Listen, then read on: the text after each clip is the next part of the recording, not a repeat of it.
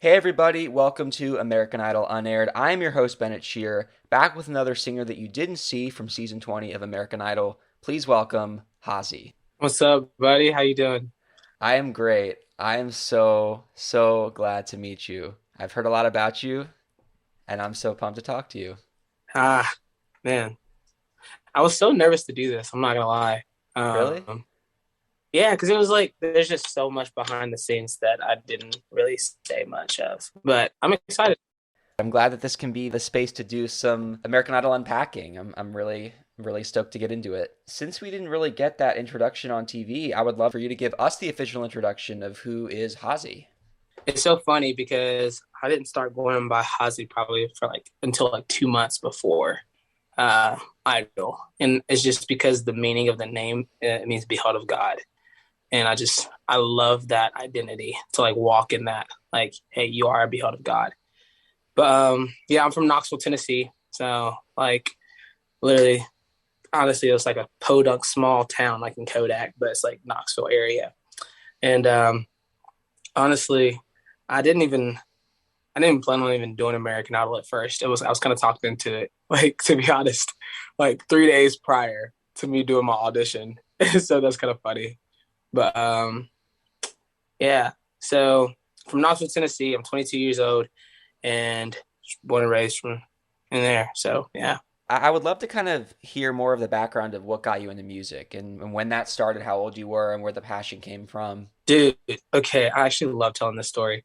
So, whenever I was in fifth grade, no, I was in fourth. Sorry, I was in fourth grade. My brother was in fifth grade.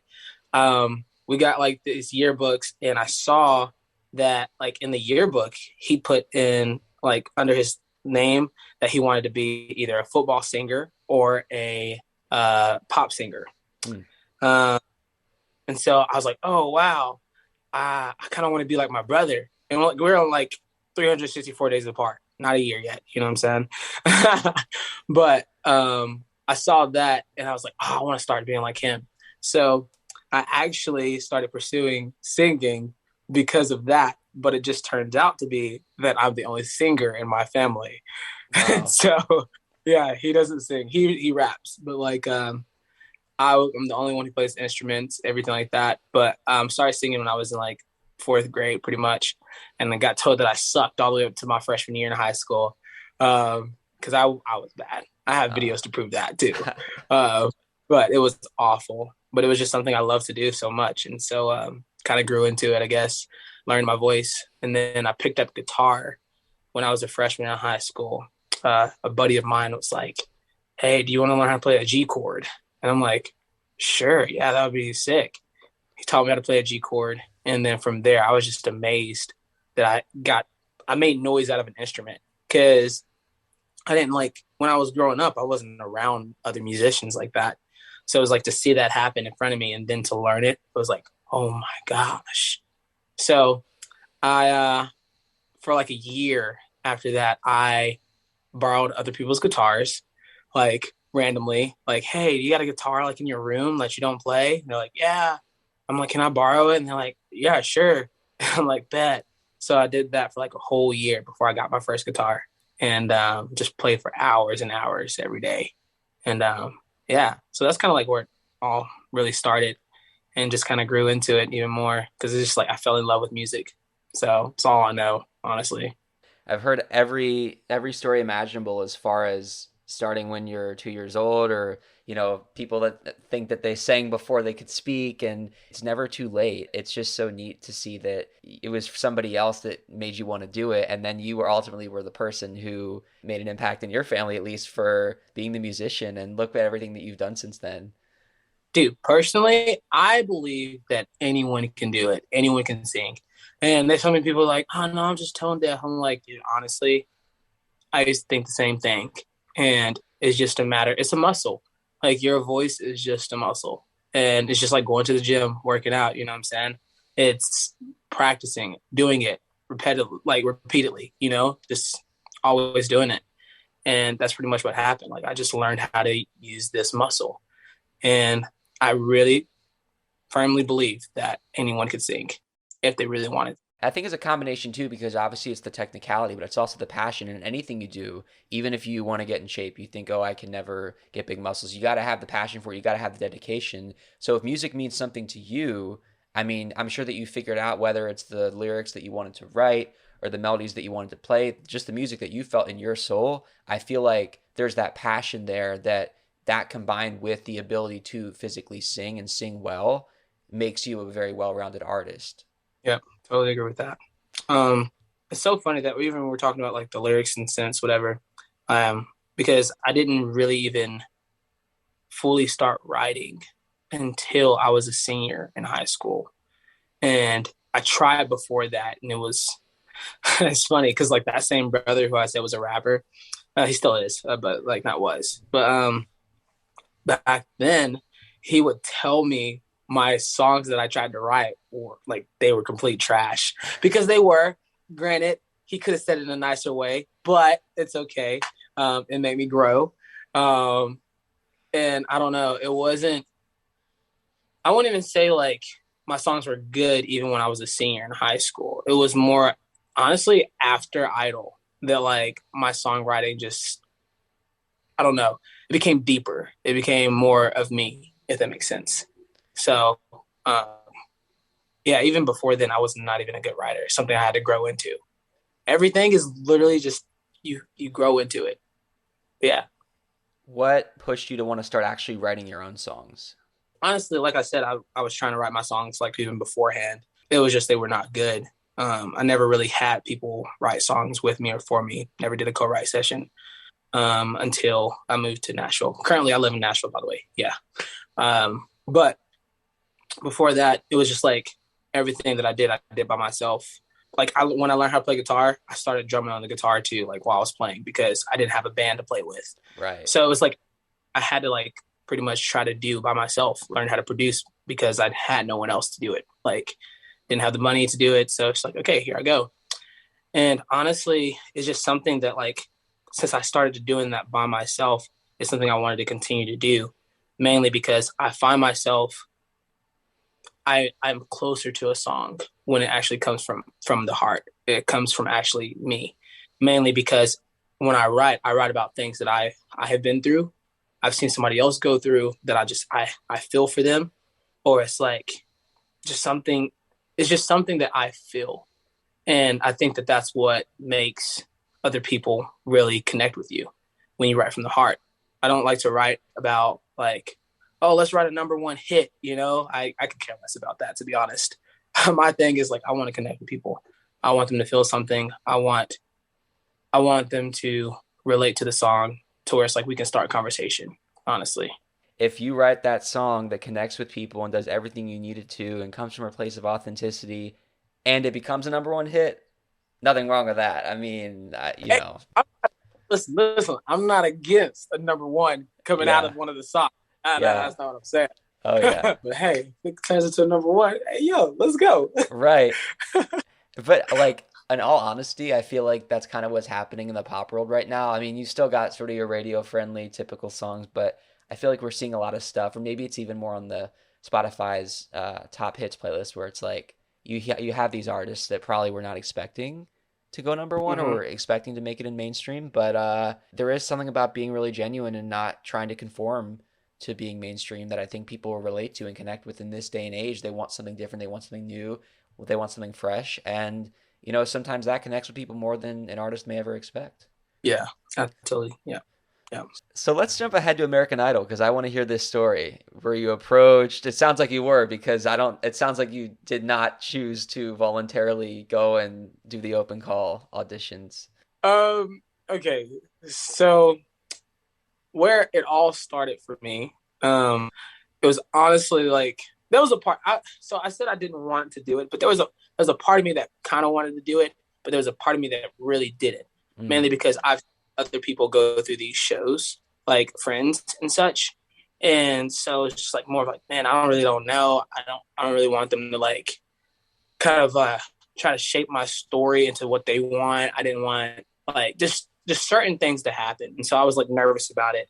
And honestly, I was just a worship leader at my church, and I was like, man, I just honestly I'm so comfortable with just being a worship leader, nothing else. And it was my worship team at my church.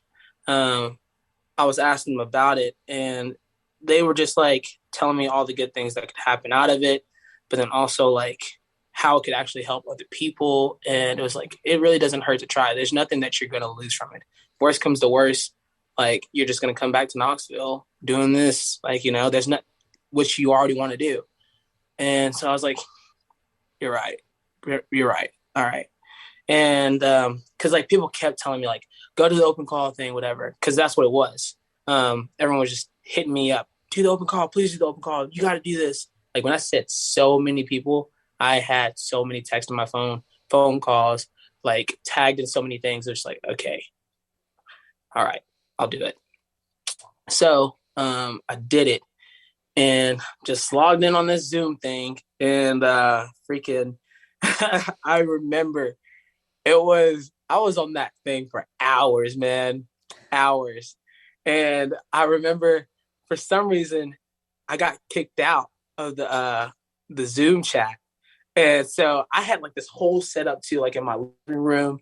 I had like my microphone and stuff, like everything was playing, like so I could like hit really great audio, like nice backdrop, everything was like set up. So it's like when I do something, I go full out. And so I was going full out. And then like after waiting for like a few hours, like I get kicked. And I'm like, no. And I'm trying to get back in. It says the group chat has been locked or something like that. No one can get back in. I'm like, you know what? It must have not been meant. So I was like, I gave up and I was like, all right, forget it. I'm not doing it. Cause I tried to get back in for like probably like a good solid 25 minutes. And I was like, nah, bump it. And then I went to my room, laid down for a second, and I was like, I'm gonna go try one more time. I'm gonna try one more time. If it doesn't work this time, I'm for sure not doing it. I went back in there, I clicked it, and it brought me back in. And I was like, okay, looks like I'm doing it.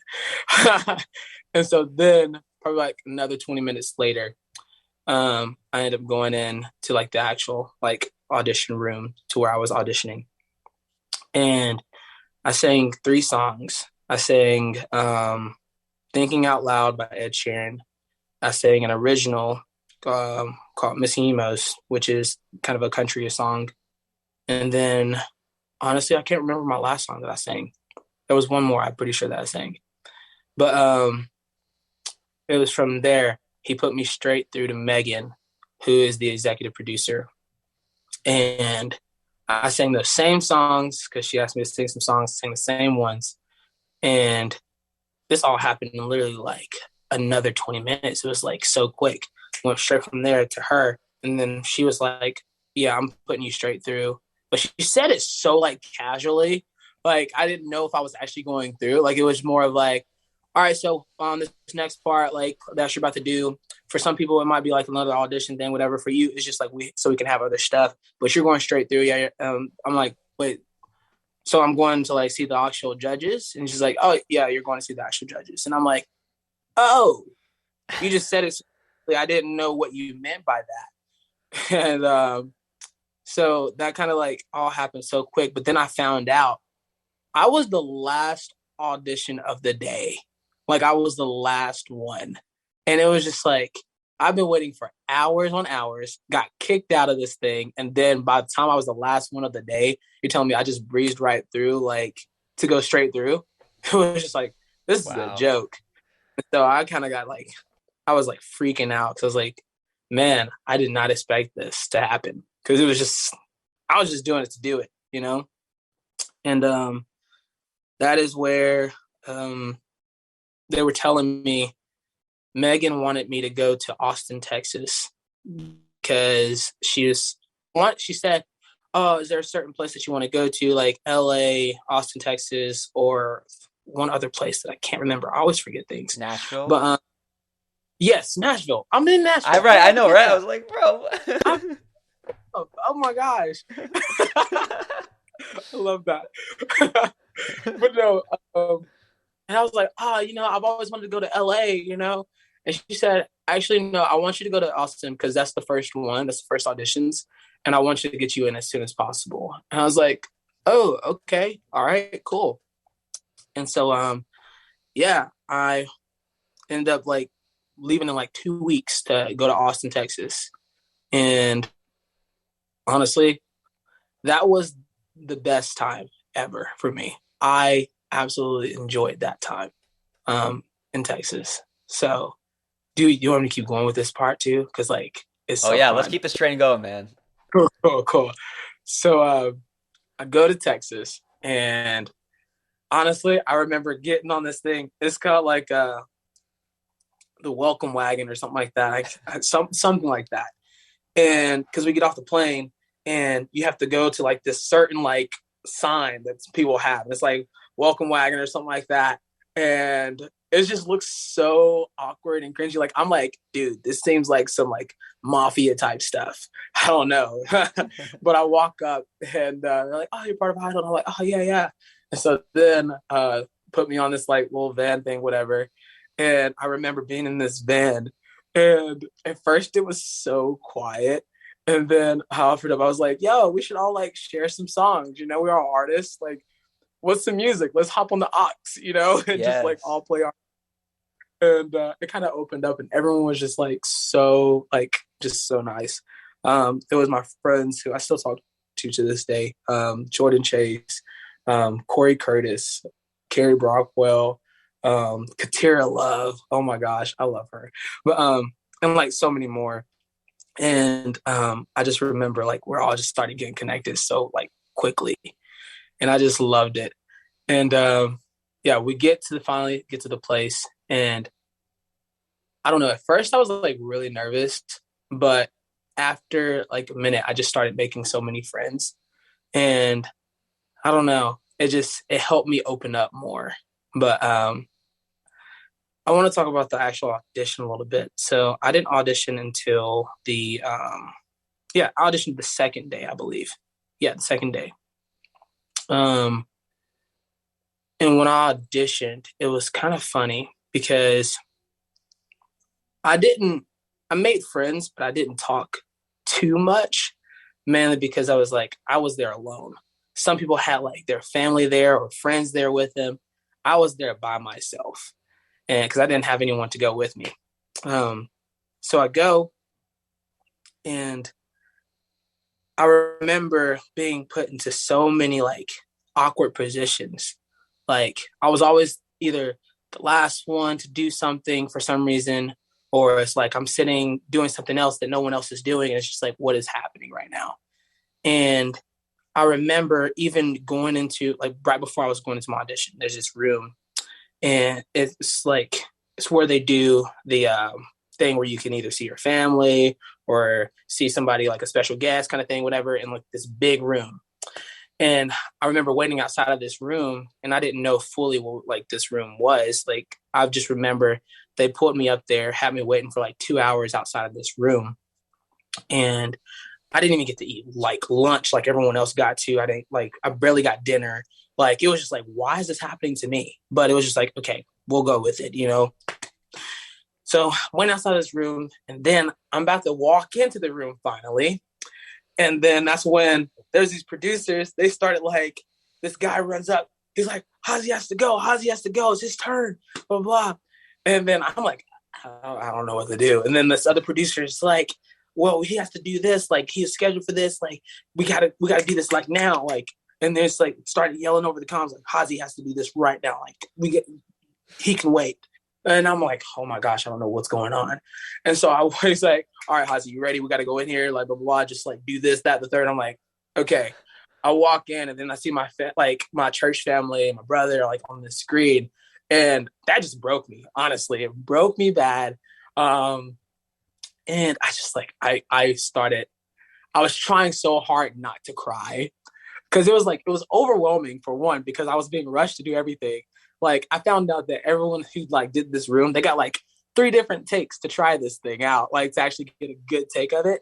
I did one take because I had to go, and it was just like I didn't even walk in the right like place. Like whenever I was walking out, he was like, "You didn't walk in the right place, but you gotta go. You gotta go." I'm like, "Okay."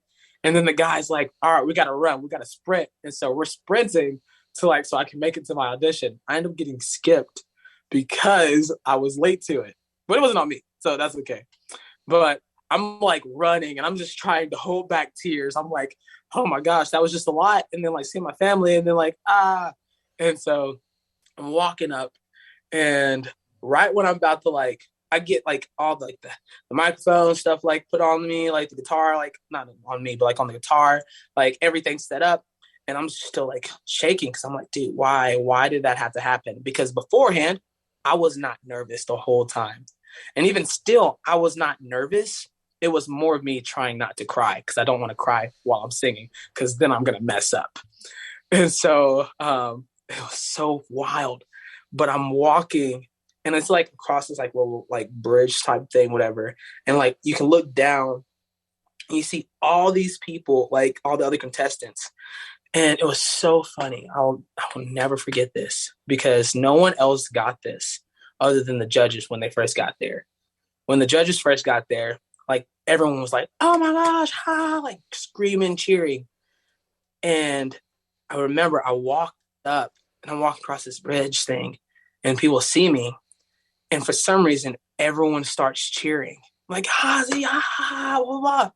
And I'm like, oh my gosh. And I just like waved and it was just like, oh my gosh. So then I finally walk in the door and I remember them looking at me like big eyed, like, and then Katie was like, was that all for you out there? And I'm like, I think so. It was just so wild because it's like I was not expecting something like that to happen. And so honestly, I love that they did that, made me feel good, but it did not help with the fact that I was trying not to cry. So whenever we're just having conversation, like they it helped me for a second when I started talking to the judges because I started finally getting out of that, like, okay, I'm about to cry phase. And then they asked me about my childhood. And it was like, oh, y'all got me good. Got me good Mm. there. All right. We're back to that. And yeah, so they're asking me about my childhood and how I grew up. And honestly, that's just like it's a really touchy thing.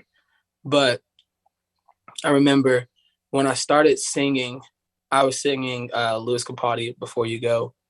And I broke, like, as soon as I was about to hit the chorus, as soon as I was about to hit the chorus, I just started bawling my eyes out as I'm singing. And I ended up finishing, but I'm just crying so hard. And I remember them saying, it's okay. Like, we feel you, man. We feel you. And they're like, do you want to sing another one too? And I'm like, yeah, yeah. So then I hop on the piano and I do an original. And I'm still like trying to hold back tears pretty much. And they end up saying, I end up getting two yeses, one no. Luke Bryan was the one who told me no, which I totally understand why. But I remember Lionel, he ended up walking up to me and gave me his handkerchief. And he was like, I want you to know that we're here for you, man. And like, we feel you. Like, the reason that I got through that audition was strictly because they felt what I was going through. And like I said before, my hopes, what I want to do with my music is allow people to feel something. So that did a lot for me. I never want to lose that aspect of me. I Mm. never want to be this fabricated person or artist, like to just make a good song. I want the song to have meaning.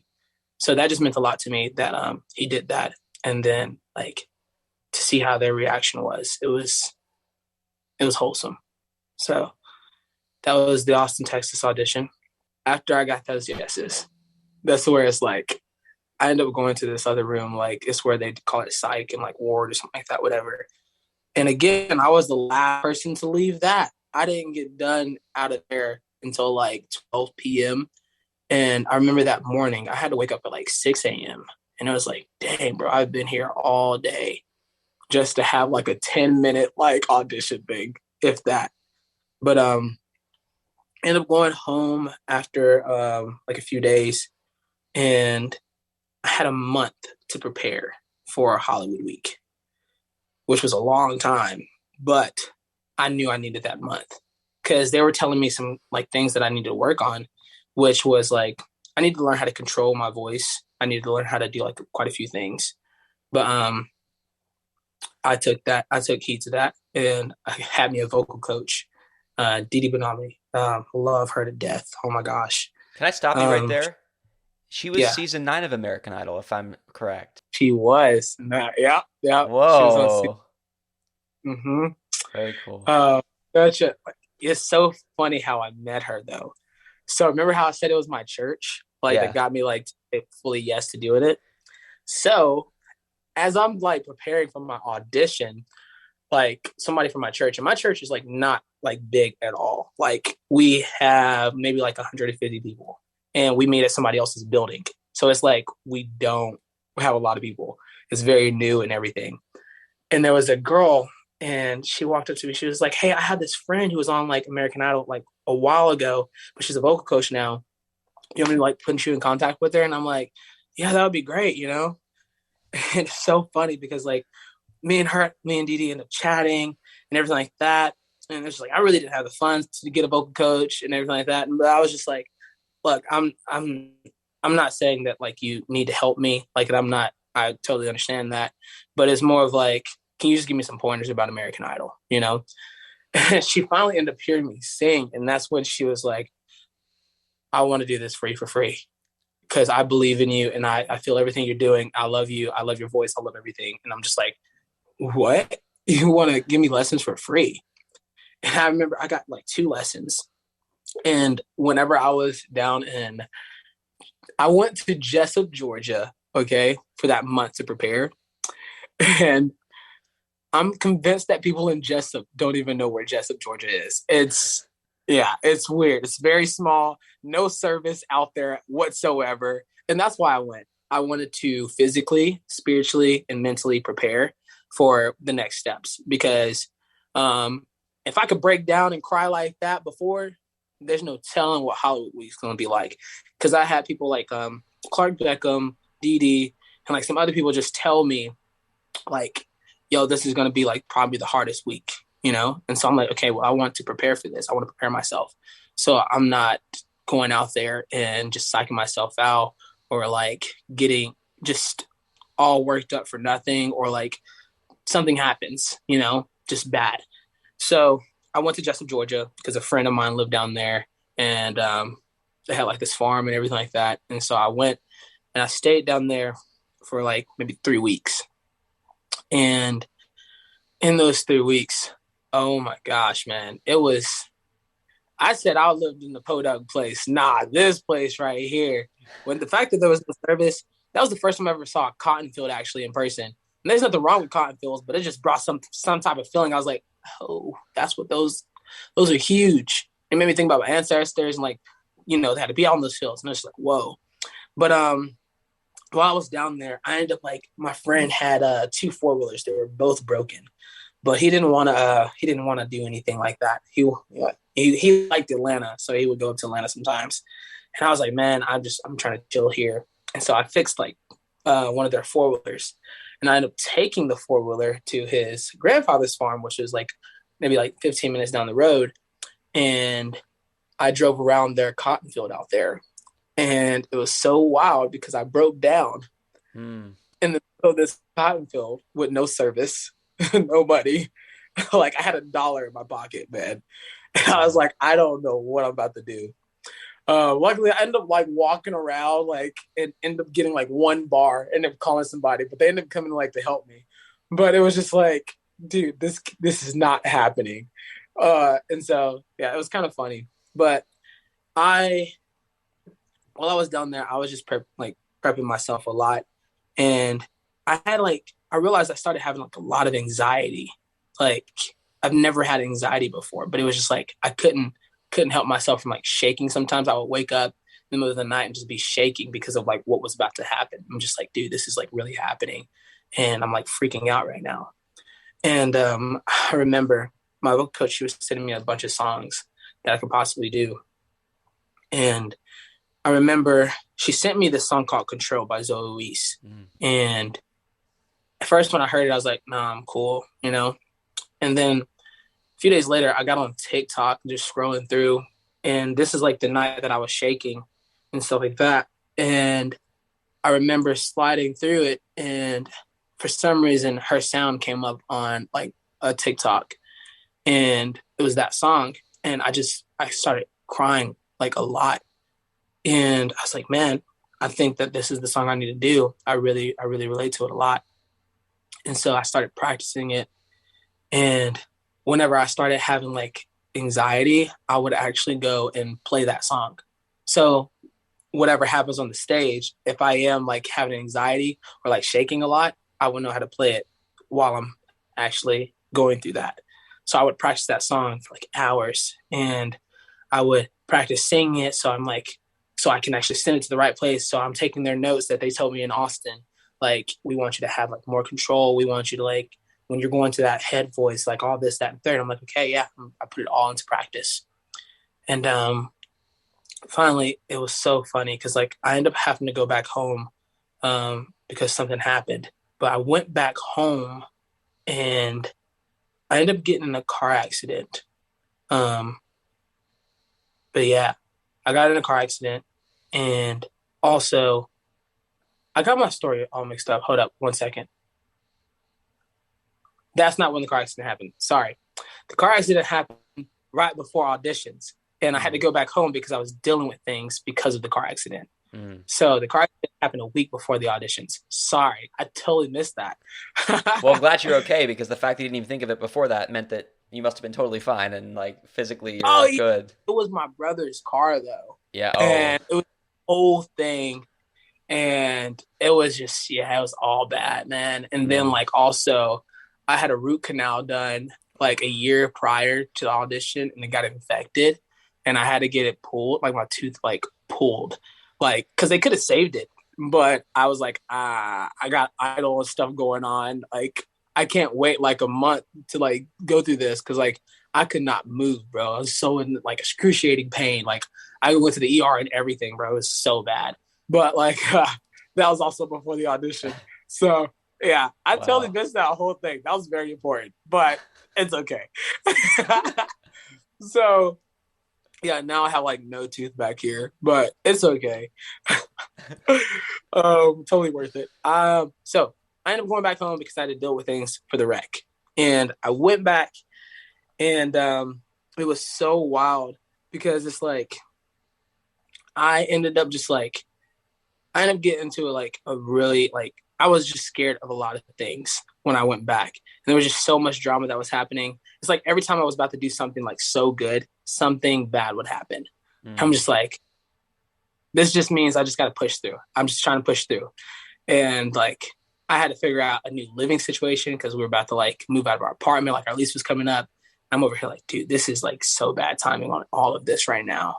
And I just tried not to like let that stop me, mainly because it was like when something good is about to happen, something bad always tries to like stop me from doing it. So just pushing through, you know.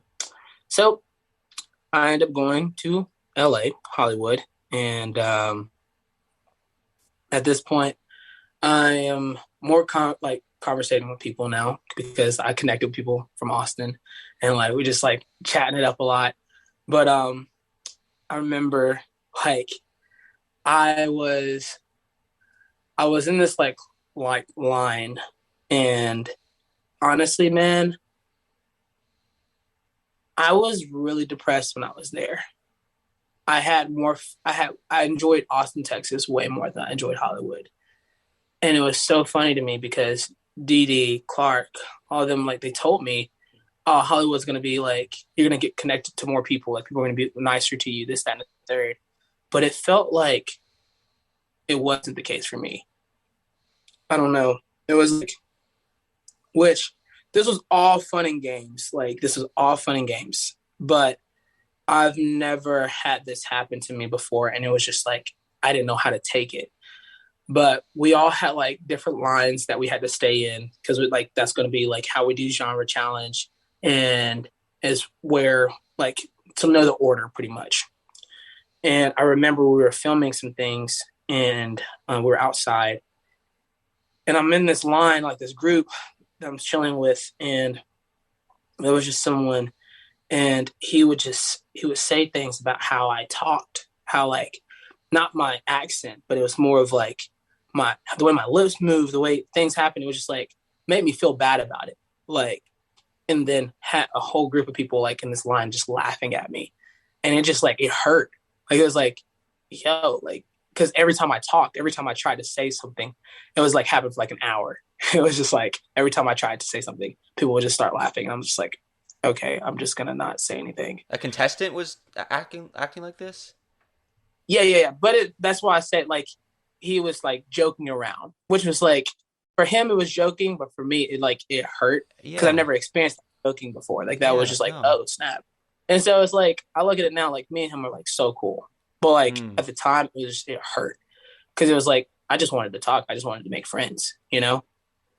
And it was wild to me because like I ended up like Jordan Sparks was there. There was like, and I looked up to that girl, and I couldn't even like really interact how I wanted to. Like I ended up stepping away, like leaving, like walking out until they really needed me. And I was just like, I called Dee and I was just bawling my eyes out. I was like, Dee, I hate it here. I don't want to be here. Like this is awful. Like I really want to go. And it was she just kind of helped calm me down. And there was another producer his name is Norm. He ended up coming to calm me down too a little bit, but got through that. And honestly, I feel like it might have probably helped me because the song that I was singing, it just helped me. But the next day, we ended up doing the genre challenge. It was my turn to go, and I was the second to last line to go. And I remember going up on the stage and honestly, I just treated it like I was back in Jessup, Georgia, just Hmm. sitting by myself, waking up in the middle of the night, practicing, just singing to myself, just feeling the song. And I had Lionel's handkerchief, and I put it on top of the piano. And then I had this coin from my brother because my brother before I went to go to L.A. My brother gave me this coin, and that meant a lot to me because my brother, we haven't hugged in years at the time, like years. And he hugged me, said, I love you, and gave me this coin. And that just meant a lot to me. And so I put both of those things on top of the piano and I just started playing. I didn't know what was going on out there in the audience, honestly. It was just me and the piano, just singing. And I sang the song. And when I got done, I didn't wear my glasses because I didn't want to get distracted. I didn't want to see what was out there. Um, and when I got done, I remember walking off the stage, but I can see that people are standing up, and I was just like, no, I didn't. Whoa, that was wild. But I just walked away, walked off the stage, and that's when they're interviewing me backstage. And they're like, oh, how did it feel like to make Katy Perry like cry, like all this, that, and third? I'm like, wait, what? I made who cry? And I'm like, I knew I got to stand and go, but like I didn't know that I made people cry. Like what? Because I couldn't see. I didn't really see like what was actually happening. I just went up there and just did me, and and so that just like took me by surprise. It was like whoa, and I had it's so funny. Nancy here, she the same casting producer on the show. She is honestly such an amazing person. Love her to death. Amazing friend. But I remember her like even before when I was telling her what song I was doing, she's like, I'm so excited for you to do that song, blah, blah, blah. She was like a huge fan of me kind of thing. And it was like, whoa, this is like, wow. Cause she's been on the show for a long time. She's seen a lot of people. So for her to say she's a fan of me, whoa. She texted me and sending me like a bunch of things like, oh my gosh, Haji, you did so freaking great. Like, blah, blah, blah. I'm like, yo, this is not happening right now. Like I was freaking out before. And it's just like, then that happens, you know? And yeah, we ended up going back on the stage because they're telling who made it through or who didn't make it through. And honestly, I was still nervous even then. I was like, I don't know. I got to know from Luke before. I'm like, maybe I will this time. And they tell me to step forward, tell like two other people to step forward, and they say, front line, you're staying. I'm like, Mm. oh my God. Wow. And yeah, that was that was a great moment. I was because I like I said, I did not plan on doing idol fully. This was just all like, oh, maybe, you know? And then even from what was going on, like from me crying, everything like that, uh, it was just, yeah, it was a moment of a lifetime, like they would say, because that's what they had us all this moment for a lifetime, but it really was. So like right after we get done, like with the genre challenge, everything, it's all over. That's when they put us all in like this room, and that's where we're getting our duet partners. And so we go on, we do duets, and like honestly, the song that we did, it was actually really great. Like we came up with this dope arrangement, and so good. It was the song. Gosh, why is it like leaving my brain right now? It's the song where it's like I'm bulletproof, Oh, nothing to lose. Titanium. Titanium. That's what it was. Okay, yeah. So we did Titanium, but like I rearranged this thing to where it was like it was the harmonies that we did. It was just so sick, honestly.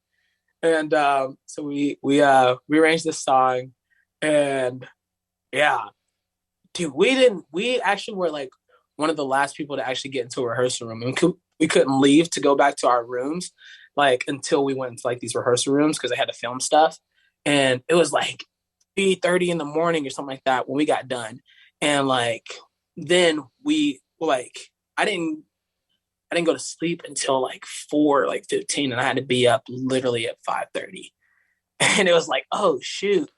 And then they had me and him be like the first people to actually go up and like practice, like rehearse too. We're like the fifth like group to like go up, like duet group. And it was just like, oh, that sucks. Because it's like we were the last people and then now the first. It's just like the time, come on. Yeah. But it was really cool. But once we ended up doing the duet, that's where I actually got cut. And I would completely put that on me, mainly because I did psych myself out at that point. I had Luke Bryan pretty much even coming up to me and telling me like, do you do you think that you should play the guitar?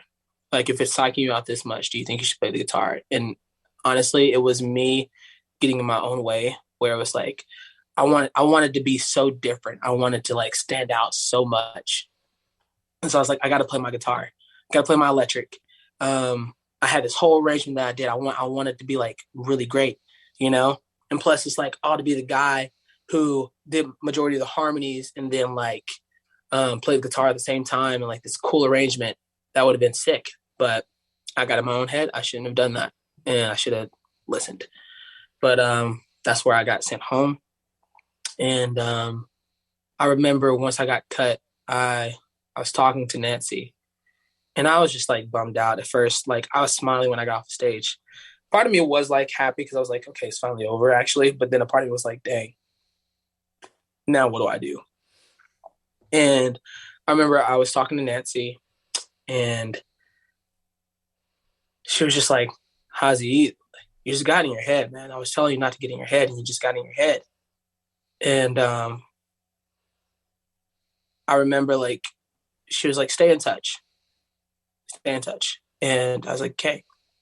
So I get back home the next day, and I just remember being in this place where I'm like, man, all this like hype, all this energy, like I had so much of it. It was like this was I was finally doing music fully, full time. And for so long I didn't even want to do it. Like, but it's like now that I was like in it, I was like, I don't want it to like stop. I want to keep going with it. Plus there's so many people I could probably help. Like I didn't know that I made that many people cry. I didn't know people like really felt things like that. And I'm just like, I can actually go out and be a light. I can be a light in a dark place because like I'm a firm believer of Christ. And so I'm like, if I can use my music to actually connect with people, then it's like that can open a door to have a conversation, even like build relationships, maybe even talk about Christ. You know, there's just so many different things. And so it's just like, I don't want this to stop. I don't think I'm supposed to. And I just started getting to this down place. And then like a week later, I finally ended up texting Nancy and I was like, hey, so what now? What do I do now? And she ended up telling me, she said, I have a friend who's starting this app called the Bridge app. I want to get you in connection with her. And it's so funny because she didn't even tell me who her friend was, but like then I found out her friend was Kira Diaguardi, Yeah. who was like, I was like, what in the world? Because like she used to be a judge in American Idol, like win, but like she also like found like big artists like John Bellion, the new artist Gail, Yep. all these other people, and like me and Kara ended up talking and stuff like that too after like a minute, and honestly, it was like December when I got done with the show, but it was also December where I was like, I'm going to move to Nashville. I didn't move to Nashville right then, but I made that decision. My vocal coach ended up getting me a job, even though my vocal coach lived in LA, but she was from Knoxville. And it's so funny. She got me a job at P.F. Chang's in Knoxville while she was still in LA. And I started working there to like help me get to Nashville because they were going to transfer me. That was the whole plan. They even knew that. Like I just got done with Idol. I plan on moving to Nashville in like a few months. So I got the job in December, and even Kara and like she got me connected with some people at BMI, and they all were just like, you don't have anything to prove to us anymore. Like you made it. You got the end. And I'm just like, what does that mean? I don't know what that means, but okay. They're like, dude, you need to get to Nashville. You need to get out here. And I ended up like just working at PF Chang's for like a few months.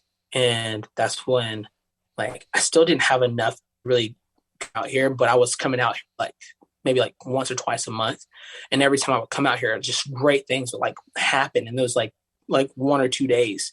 And it's just like, what the heck? Like, and people were just like, dude, you need to be out here. And there were so many people who wanted to work with me, but it was the fact that I didn't live out here that was like, dude, you have to be out here for us to work with you, mainly because like you never know what might come up. Like it could usually like maybe like in 2 days or like that same day time kind of thing, whatever. And it was just like, man, I know. After a few months, it was just like I still didn't have enough, but I was just like, I had a buddy of mine, Caleb Lathrop, who let me end up moving into his studio apartment with him, and I was paying like $300 a month. And I did it only for a month though, but I would sleep on an air mattress in his living room, and that was just honestly a blessing, like a huge blessing, like riding downtown. But like he was offering that up to me, and he was like, "Bro, I just want to help you. I know that you need to get out here too." I was like, "Dang, you're right." So I just packed up and I finally did it. I did it. Just said full send and went. And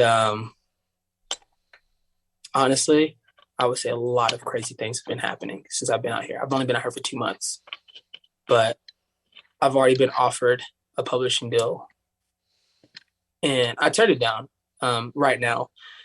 That the key word is like right now, mainly because I want to have my own things out first before I just up and sign any kind of deals. But like that was like a big thing. I just got chosen to be like the listening room artist of the month, which was like this is like crazy because like artists like Morgan Wallen, Hardy, like all these big people, like they sing there, still do sometimes, like Jimmy Allen, like all these people. And for the owner of it to just choose me, like he's only known me for a month, and the plan was I was just gonna come and sing. Then he like calls me and was like, "No, I want you to be the artist of the month." And I'm just like, what in the world is happening, man? There's been just crazy things happening day after day after day, like where people don't get these kind of opportunities after being here for years. And I'm like, what is happening? I don't know what God is doing, but I'm just along for the ride right now. And honestly, just grateful for every minute. So, Idol was something that it was hard, but at the same time, I would have done it again, mainly because I made so many friends that I talked to who are now like my best friends. Um, and like the connections that it gave me. I wouldn't be in Nashville right now. I would not be succeeding like this if it wasn't for our Idol, honestly. So I'm very grateful for Idol. I feel like your story is the ultimate example of the American Idol experience that people don't really think about, where you didn't air, and yet this show changed your life in a way that you didn't even have to make it on screen to go further in your career because of the people that you met. It's the connections that you make.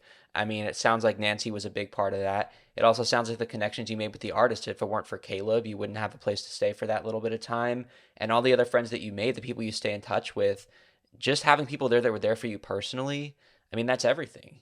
Honestly, to anyone who is even thinking about auditioning or thinking about being on the show, don't go in with the aspect, because it is reality TV. You can't forget that.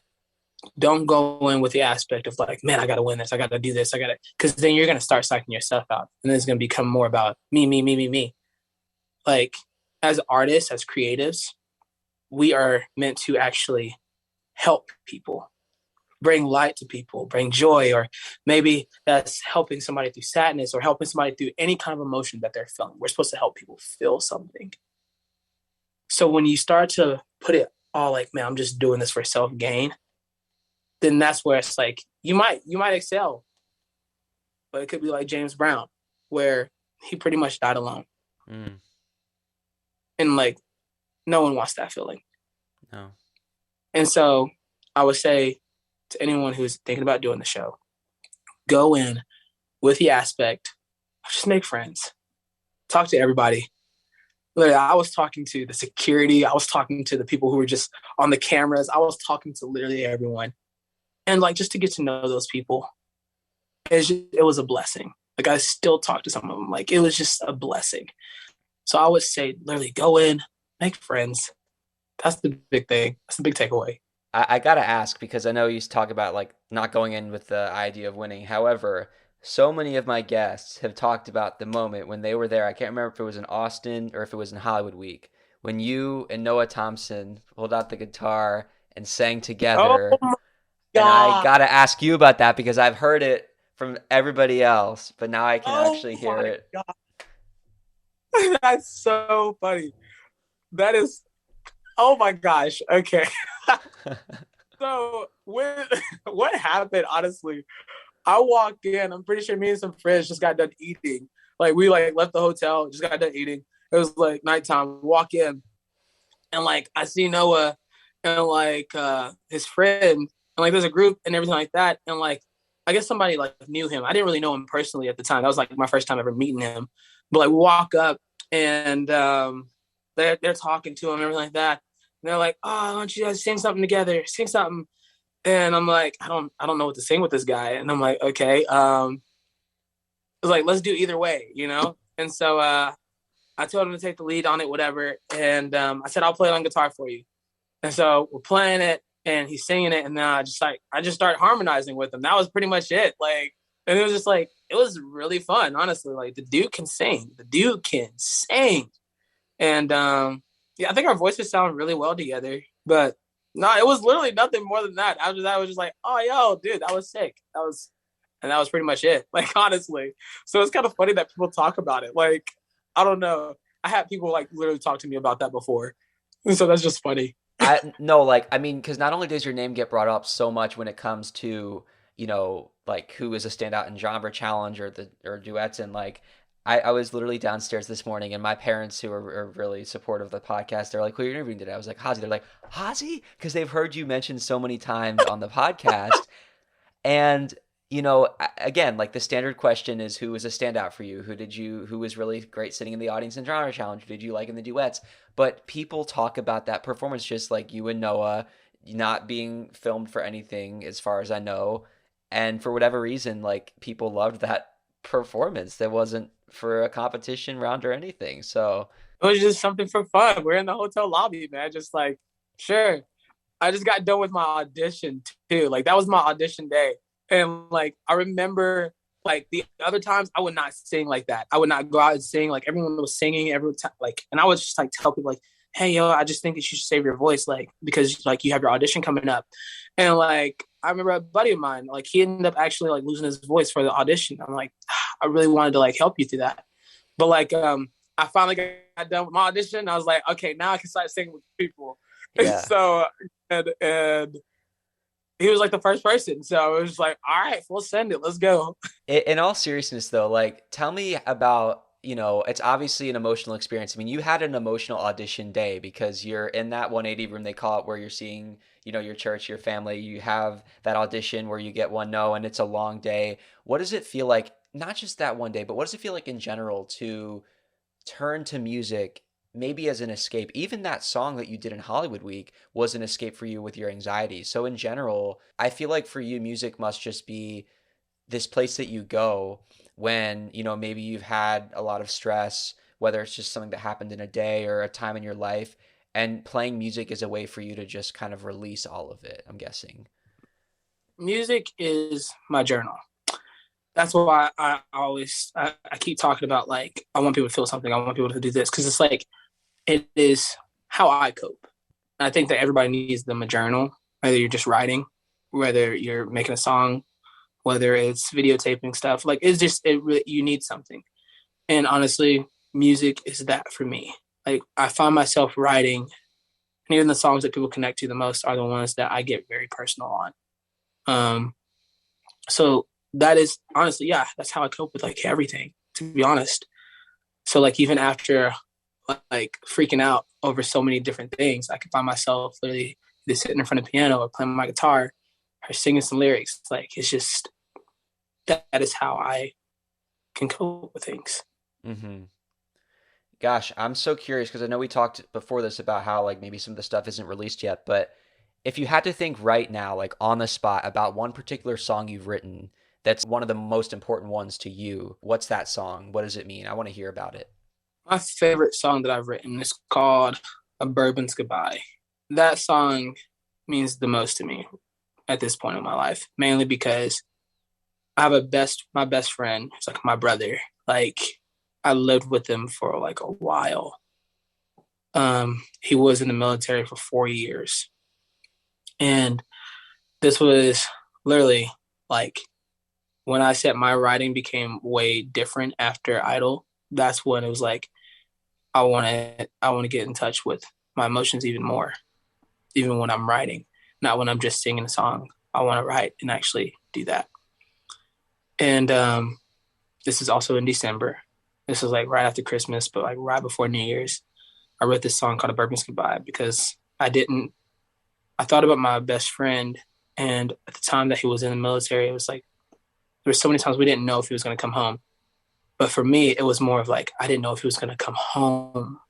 Actually, I didn't want to lose him, and I just I thought about, man, he is home, but there's so many people who are probably going through these holidays right now, through this season, who've probably seen all these families like so connected, or other people in the military coming home, or just this, that, and the third, and they lost somebody, and they probably feel like, man, I feel left out. I feel heartbroken. I don't have that. And so I made a song coming from a parent's perspective of losing someone, mainly because I wanted them to know, like, we see you and you're not alone in it. Like, we're with you. Mm. Like, and I always try to end my songs on a hopeful note. Um, so like you'll see like the verses and the chorus is like set up to where it's like they did lose someone and they're heartbroken. But at the very end, you'll see this turnaround where it's like that person starts to smile again. That person starts to get better. Because I never want to lose somebody in that place. I want to Hmm. show that there is a way to come out of it. I think that that's what life is about. Is about figuring out how to tell the whole story. I would love to hear that song if you want to play it. Would love to. I would actually love to, man. So yeah, this song is called "Bourbon's Goodbye." Excuse if my voice is not fully here. Yeah, let's do it. Cool.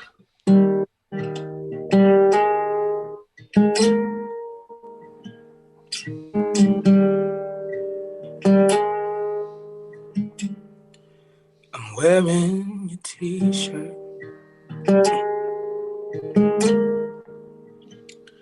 the one that's faded and gray. Sat in the doorway with a bottle of years gone away. And I set the table for the day you'll come run through that door, saying I've missed you, but I got the news, don't wait anymore. So I unpacked your letters that you wrote for a while, and tore down your pictures and forgot how to smile. How to wake in your bedroom with my thoughts going wild. Oh, the curtains, the only thing I feel for a while.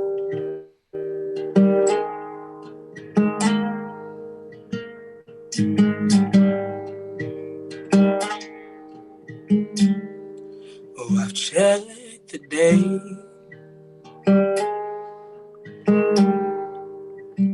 It's been a year since you were sent away, fighting the good fight. But now my heart is fighting the pain. And I've said my prayers,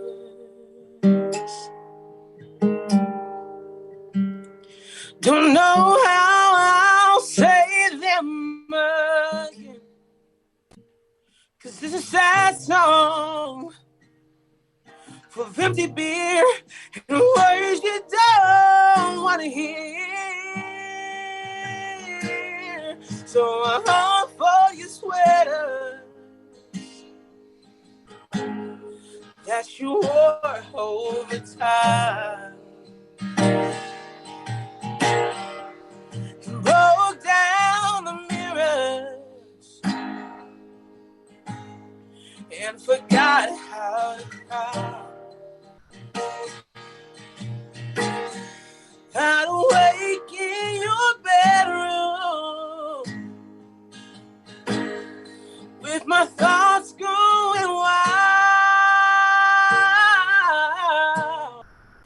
Oh, the burden, the only thing I feel for a while.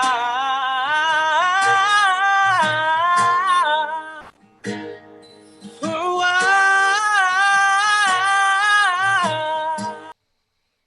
I stared at your picture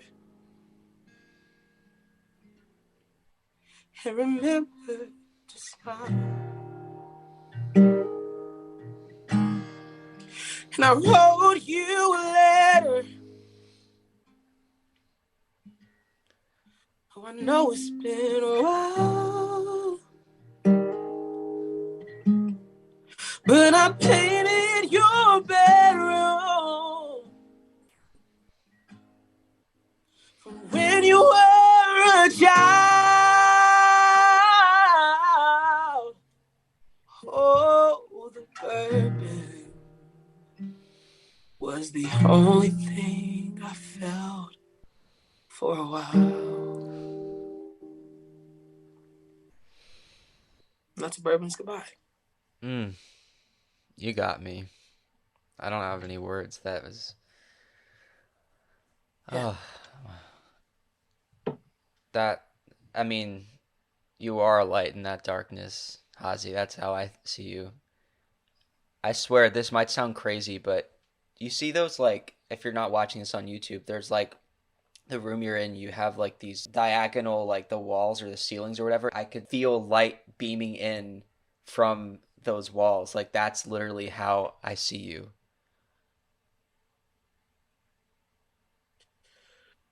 That means a lot, man. Because that's all I want. I was so comfortable with just being a worship leader at my church. But when I say I really feel like Holy Spirit was telling me like there's more.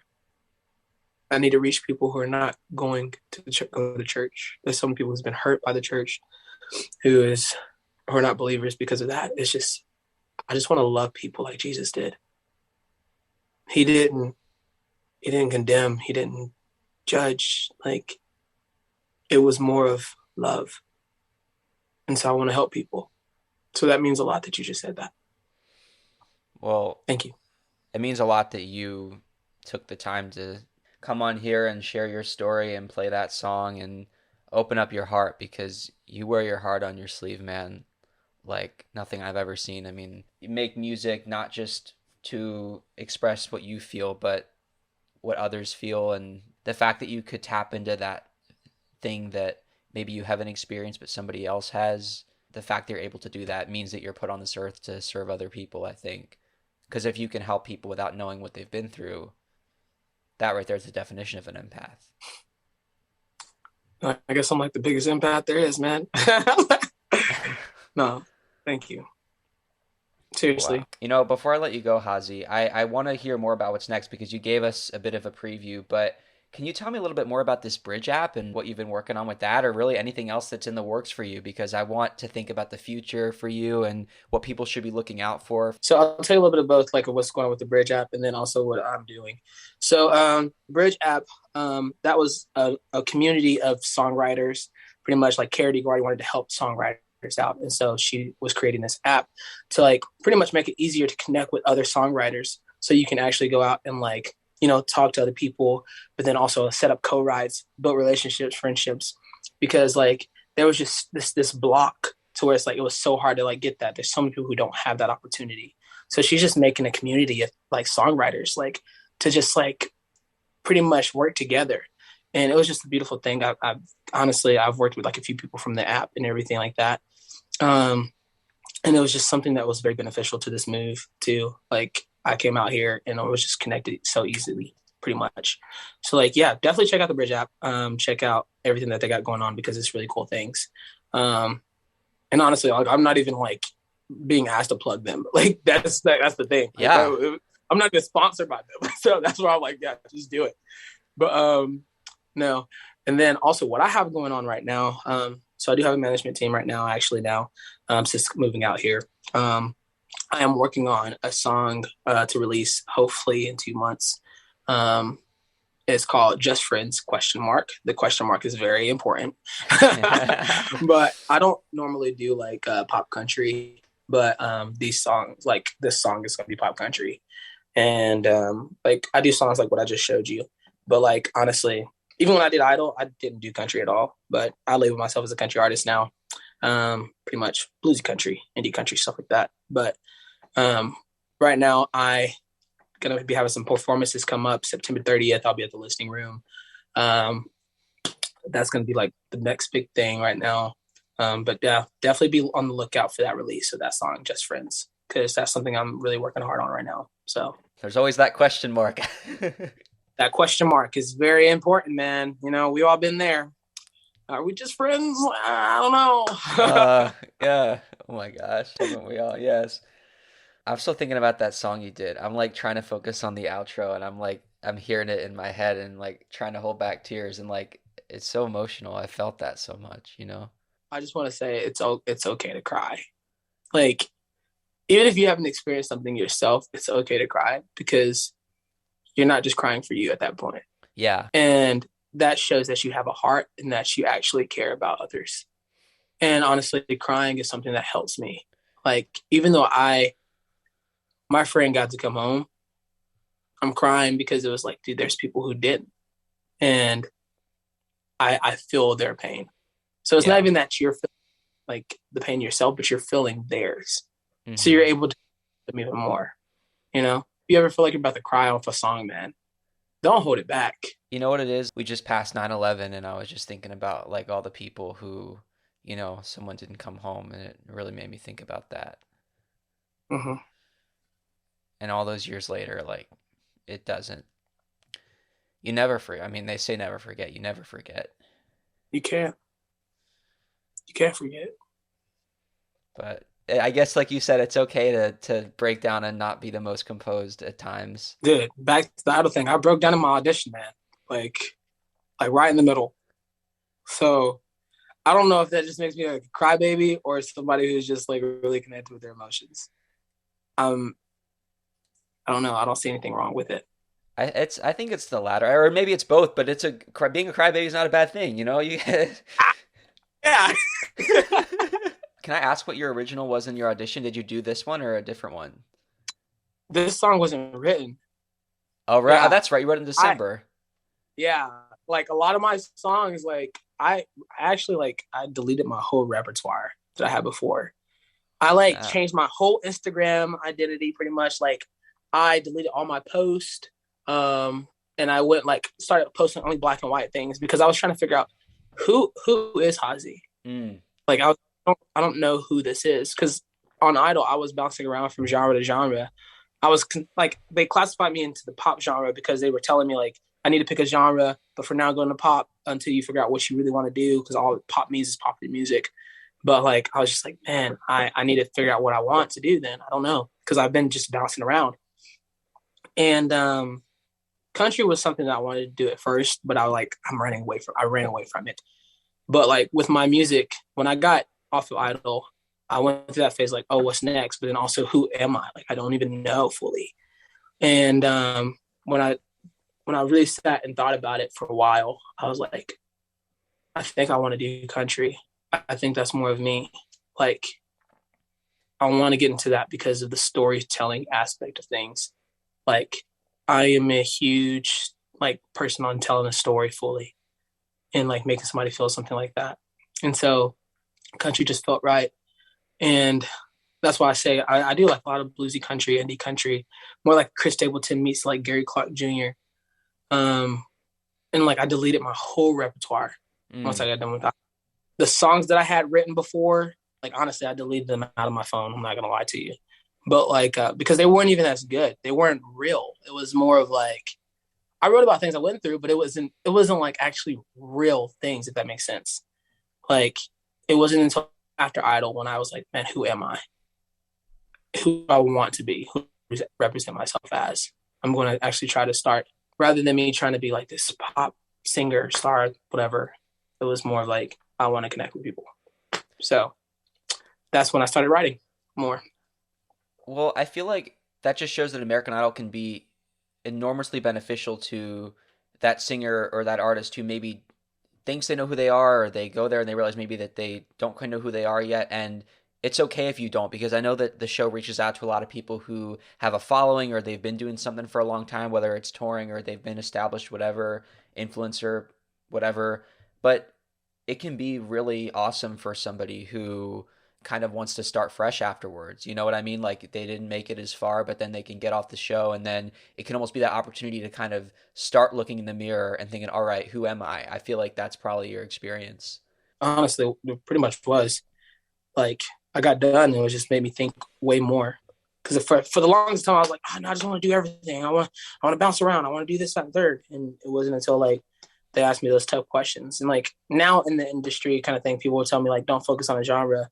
But it's more of like, no, like I wanted to focus on like me going into a genre. That was my choice. You know what I'm Mm. saying? Mainly like I could have been diverse. I really can, but to start off, I want to focus on what I'm doing now. And hey, it's been working. So Yeah. I cannot wait to keep following you in your journey. And I would love for you to tell people where they can follow you online, Hazi, so that they can also stick along with you. all right, heck yeah. Well, you can follow me on Instagram, TikTok, at itbehazi. That's ITBEHAZI.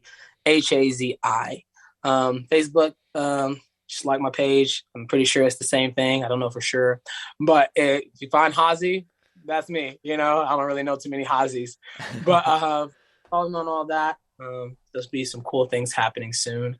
New release coming out. Big shows coming up too. Thinking like just look out. Very cool. Well, guys, if you enjoyed this conversation, you have not already subscribed to American Idol Unaired, you can do so whether you are listening on Apple Podcasts or Spotify or any of the listening platforms, or if you're on YouTube, you can also hit that subscribe button. Speaking of YouTube, You can also go and write a review on Apple Podcast, whether you're listening there or not. It is a huge help for the show. So if you enjoyed, feel free to write up a little review. You can also rate on most of the platforms. You can follow us on Instagram or TikTok at Idle Unaired Podcast. Thank you guys very much for listening or watching. And Hazi, thank you, my friend, for being a part of American Idol Unaired. Thank you, buddy. Have a good one.